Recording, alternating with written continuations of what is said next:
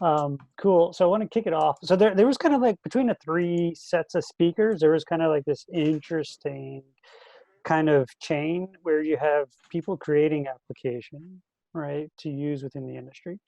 There is the folks at McNeel. There's the folks within KPF that were talking about how you kind of take an application from project to firm-wide development, right? And then there were the folks in TT here that were talking about how this actually gets used on a project and kind of more intimately how the project starts to steer application development internally. And to be quite honest, you know, as much as technology is being produced and all the flashy web images that we've seen today and interfaces and all this other stuff, right? In the end, we must serve projects, right? Projects need to get built, otherwise we won't be able to keep the lights on. So as a question to the speakers, with all these specialist groups, how in your day-to-day practice do you ensure that you're not becoming bottlenecks for projects, but you're actually able to help contribute to the greater good, and you're able to communicate what you're doing to the larger firm, and how much of your time is spent on day-to-day projects?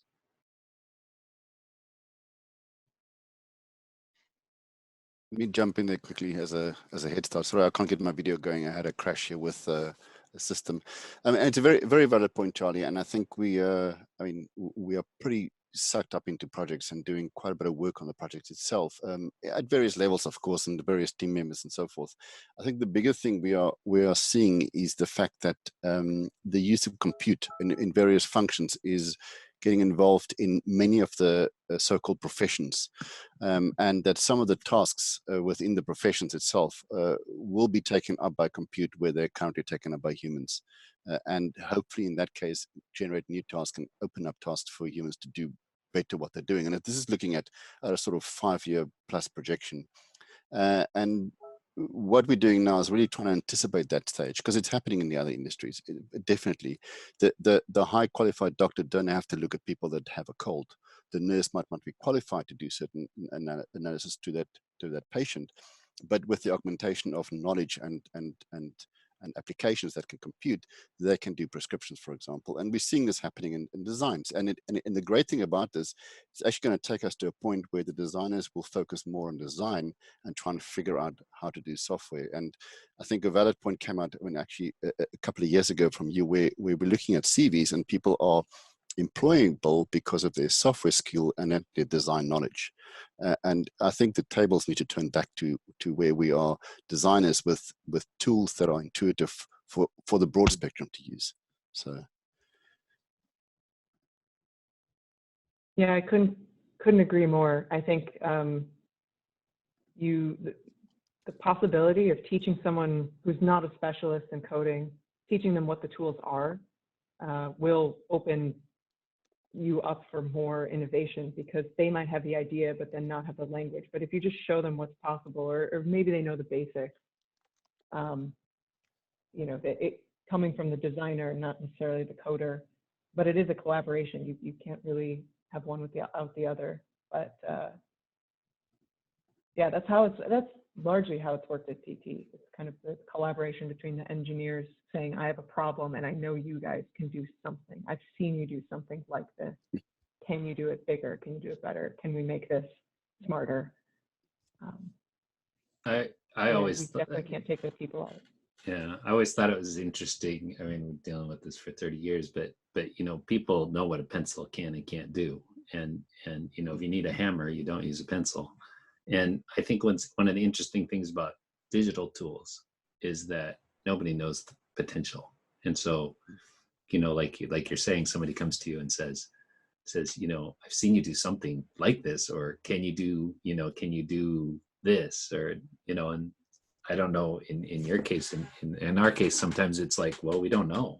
Let's give it a try. We've never tried that before. So, but digital tools are so much harder to kind of quantify what's possible and isn't possible before you actually try it. And maybe with that, it's also, I don't know what I can do, but if I do, it may take much longer than you actually think. And so I think that's always the tension of the pace of the architectural projects.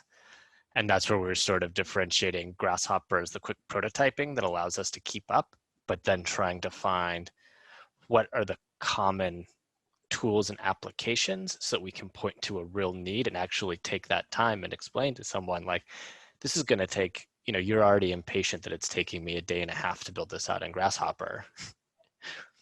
How do I then defend the time to spend 4 months building something out as you're looking at those trends and changing expectations for the development? But with compute, it's shifting that timeline in an incredible way where there was always a tension of how much do we actually invest in software developers, knowing how much we had to do in the backend and how long it would really take, where we can actually essentially do what a full software development team might do at a more traditional tech company that would need to be much larger, but leveraging these cloud services, we can do it with a much smaller group and much faster, which is really exciting.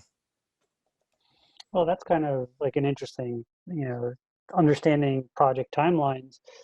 Design is a series of iterative processes, right? You want to iterate on design, and that's why the original concept that wins, the award and the built project is usually different because there's a level of iteration that happens there, right? So being able to iterate on digital tools in the past was like write code, compile it, release it, you test it in between, and so on and so forth, right? But being able to prototype a lot quickly allows the development teams or the kind of in-house development teams, let's put it that way, to iterate and help meet some of these project deadlines, because the project deadlines are relentless at times, having been on the architecture side myself for quite some time. It's interesting to see within the groups of speakers here, right, that starting when I started my career 15 or so years ago, there was two silos, right? There was the architecture firm, you design and you deliver a building, and then there's the software company where you create a piece of software, you roll it out, and that's kind of the end of that. And if this was a Venn diagram, these two spheres are essentially coming together. And about 15 or so years ago, there was this intersection of the computational designer, right? And it was a pretty slim sliver. Now that intersection is almost kind of starting to become larger and larger, to a point where I'll ask the question, will this ever become one, right? So architecture firms are hiring software developers, and the folks at McNeel talked about being able to get more interaction time with folks at architecture firms. Will these ever become one? Charlie, I think that's a really interesting question. I think, Cobus speaks really eloquently about the need for design tools to get out of the way of the designer doing what they're doing. But I think also Scott's point is equally valid, that the way you do it and the way you use these tools ultimately becomes the way you think about design. So I'm really interested about that, and how advanced tools can affect not only the way we deliver design, but actually the way we conceptualize it, think about it. And so that's why when we think about centralizing our development efforts, we want to do it in a way that doesn't just allow us, again, to have the broadest impact from specialist groups out to the firm, but still be receptive to ideas that are kind of percolating within the different teams. And one way we're experimenting with doing that at KPF is we've developed a fellowship program with our specialist groups, where we'll take somebody who typically works embedded as an architect or designer, and they'll come and kind of sit with our specialist groups for periods of 3 to 6 months, become very immersed in the tools, and then go back out. And what we're hoping from that is that actually will change the way they think about design, not just to learn the tools. So yeah, I think it's a great. I'm a big believer in the overlap. I think it will happen more. It will never be perfect, and there are obviously going to be specializations along that spectrum. But I'm really excited about people starting to speak the same language. Yeah. And yeah, I mean that's also why I'm really excited about what we do with our R&D department. Finding the way to do that. I mean, finding the funding to do that. finding the opportunities that open that up. And we just finished a project where eventually there could be some spin-offs that would be, I don't know, it could be new companies or new products. And I'm really excited about the potential that funded research has to enable this. I don't know the form it'll take afterwards, but I know that the collaborations we've already had with two of our most, let's say, two users that have been around the Rhino community for a long time, two offices, it's been very fruitful and super interesting. No, totally. I haven't seen the development of, some of the work that McNeel is producing. It's kind of revolutionized a lot of thinking and brought a lot of different thinking to our industry. So we kind of, thank you for that side of things. But I kind of want to, turn this around a little bit and say, okay, so a lot of this was always kind of, in the end, we have to produce projects. We use software that is on our computer, right, as a desktop application, right? Now there's this thing called the web. We can do things on the internet, but there's trade-offs. There's complements, there's trade-offs, and then there's kind of, almost like an adversarial between the two. So how do you, can you speak about some of these trade-offs a little bit, like the pros and cons, and like what would you like to see developed here further so that this can be better and so on? I mean, I don't know if this is really what you're asking, but for us, we're seeing, well, and KPF mentioned it, the change from the traditional model, let's say in the Rhino and Grasshopper app, to the cloud model isn't one or the other. In fact, I would say it's both, and that solution's going to be both for a while. So there's a lot of authoring tools, there's a lot of customization, there's a lot of I would say authoring happening in Rhino and Grasshopper. And then once the interface and the problems is cooked down to more specific problem solution kind of issue, then you can present it in a much simpler interface on the web, with certain amount of data and things like that, But at no time does it seem like that Rhino Grasshopper link, on the standard desktop with the Grasshopper expert and Rhino expert isn't part of that, diagram, right? And so we're seeing both. It's not necessarily either or, but maybe that's not exactly what you're trying to ask. I don't know. No. Yeah, Scott, just to answer on that as well, that's 100%. We have diagrams setting out about how these things work. And this is a great thing about Rhino Compute, is that we want to have this sort of centralized platform or method of computing, but giving the users the choice. I think Nick alluded to that as well, of how they want to interface with that. And when we're talking about Rhino Compute is that there's a lot of people that don't want to go into Grasshopper, or a lot of people that do, but they don't want to go and load scripts and so forth, and they want to have the easy access to a function. To be able to compute that. Then you have users that will go and do their own code in Grasshopper or so forth.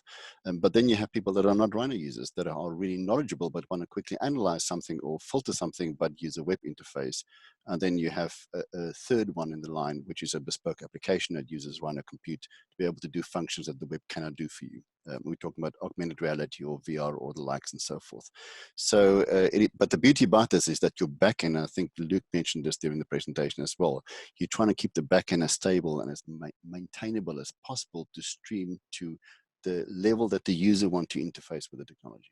I think that's an important thing. And that's a great thing that Compute is offering us.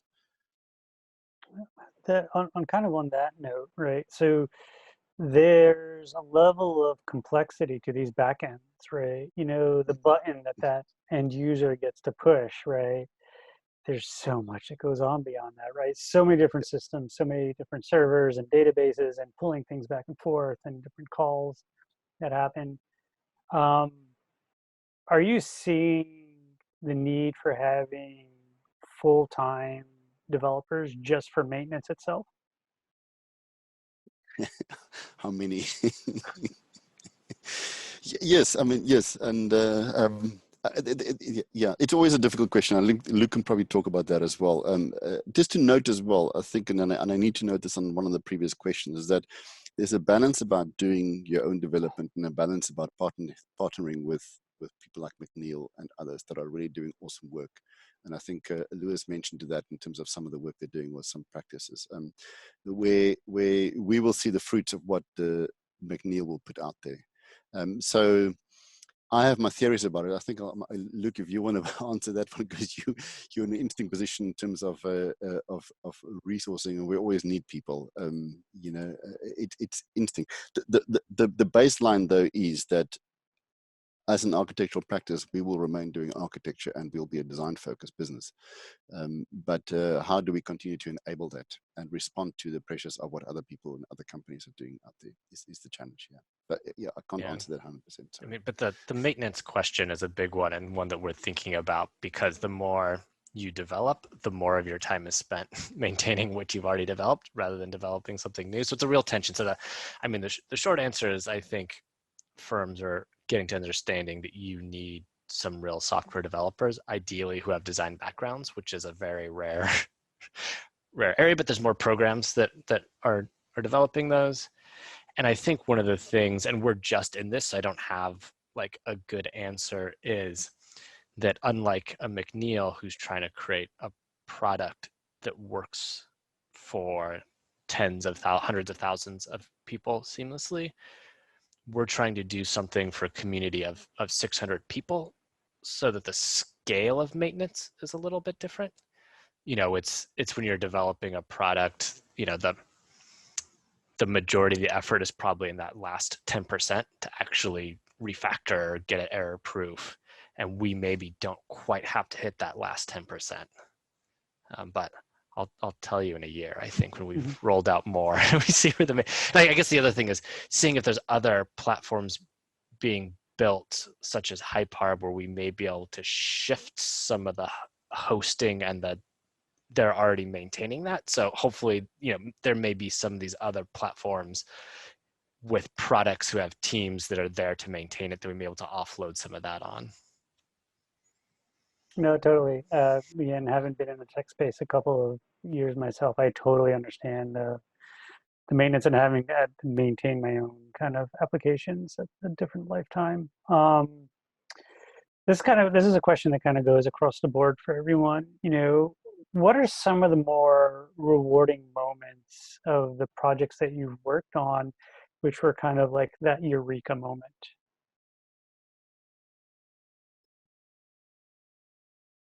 I mean, we've all had to have a eureka moment, right? There's always had to been like that light bulb that just went on, like, oh, we should do it this way.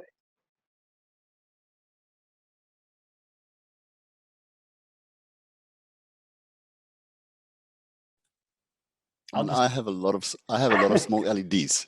A lot of small LEDs. It's just called that. Sorry, go ahead. Yeah, no, I was just gonna go back to the idea of, I don't know if it's a one time thing, but this idea of computation and technology changing the way you think as a designer is something I can absolutely attest to. And I remember very specifically, as I started to think about things computationally, I started to think about problems completely differently. And I think that's the exciting part about more people getting versed in, more designers getting versed in technology and computational approaches, is I think the field of inquiry becomes just broadened. And so, yeah, I think that's the best way to say it for me. I think, Aloy, you're about to say something. Oh, I was kind of just chuckling because what Cobus said, a lot of small light bulbs or LEDs. I do think it's great when you show somebody something and you see it take off with them, or it opens their, seeing the light bulb within a person is pretty exciting. So you get a young person out of some program where maybe they didn't have computational tools or wasn't much of a focus on that, and then you see them just making their own tools to make their work flow. I think that's really exciting. Project-wise, I think we kind of stop and start and try things certain ways, but it's been rare that we get far along with a project and then just have a eureka to switch. But it does happen every once in a while. We'll say, okay, hang on, we've just gone down this path because of one thing or another that happened upstream. But if something so far upstream changes, should we stop and reevaluate? And if it's really better for everybody, we can make a case for that and pretend that we haven't already gone down this path a bit and decide to choose a new path. That can be hard, but I know that we've done that on a project before. When we say, hold up, all this stuff has changed. We should support it totally differently. We should build it totally differently. It's more effort on our part, but it makes sense. So I don't know, maybe the eureka moments come out of necessity rather than just like you're sitting around looking out the window, but it's more like they need to happen. And it's the connection of multiple of these small moments, I think, that make the big picture. And it's always that you get to a certain point and you go, what if? And then you go, what if we use that technology in that industry and apply it in a certain manner in our industry? Can it fill one of those dark spots in the big light bulb as such? So but it's a challenge and it's a continual chase. I think that's the bigger challenge as such, because things are moving at incredible pace at the moment in the world of technology. And for us as a practice to try and keep up with it, we have these eureka moments, but somebody already had it yesterday already, so we try to catch them. That kind of opens up another question that I was going to ask, is that so again, haven't seen the tech space and kind of like trying to keep up with it and all the different tech stacks and the upgrades to the tech stacks and everything, right? Like architecture aside, right? Just looking at technology in the world, they are driving a mile. It's just super fast, right? So the minute you've learned something and harnessed something, it's already outdated, right? Whether it's a new database stack or a new front end stack, whatever it is, there's always new updates coming out. But then you have architectural projects, engineering projects, construction projects, which, yes, they have, fast deadlines, but the project is multi-years, right? I've worked on projects that were 8 years long, right? When I was in architecture, right? By the time 8 years, you've at least changed your car twice, let alone your database stack or your front end stack, right? So how do you deal with, the technical debt? How do you mitigate that? How do you change that? How do you, not become stale the minute you roll it out? I mean, I think part of it is like with good coding, you make it as modular as possible and limit the dependencies, both within the code itself and with the infrastructure that you do. So if a new front-end framework comes along that really makes sense, you can swap that out without changing this or vice versa. At least that's the way we kind of see that, so that if you change one thing, the whole thing doesn't fall down. Absolutely. I think there's one slide that I showed, which I don't know if it came across, but this is kind of composable business or design model as such, where you have not 3 applications as such that produce all the work. You have a set of 50 or 100 subtasks that are assembled as you need them. And that's not 100% reality now, but that's kind of where things are moving towards. And it's if I need to do only a small function of a certain type of analysis, I don't call the whole analysis suite. I call that small function. And if that needs to upgrade or change or be revised as such, that function gets revised and the whole machine still operates as such. There are, of course, bigger functions within the whole track that will have kind of stop moments if things don't work. But and part of that is also to try and keep these fairly agnostic or neutral in the development or their process, so that you can layer the interfaces. And I mentioned before, one of these sub functions or stacks, you want to be able to pull into 2 or 3 different front end applications. So it's a challenge, but that if you can get that framework model working and working well, then I think we won halfway. So. Yeah, and I think there's a and just develop on top of Rhino, because we only update a major version every 4 years or so. Well, so 4-year cycles, that's a good thing. Yeah, and I think there's a very good synology there that you know, the project that Aloy and Viktoria showed, like, they had a very bespoke tool for a very bespoke project, and throughout the process now it became a firm-wide tool for a firm-wide project. So it kind of decoupled the, you know, that modularization, decoupled it from the project, but it still allowed it to continue on. Back to your car changing cars twice over 8 years. That's gone in the future. You know that it's automatically updated, and you don't own a car. Oh, I totally agree. I still don't own one, so So I refuse to own one. But on that note, ladies and gentlemen, thank you. Great presentations, great conversation.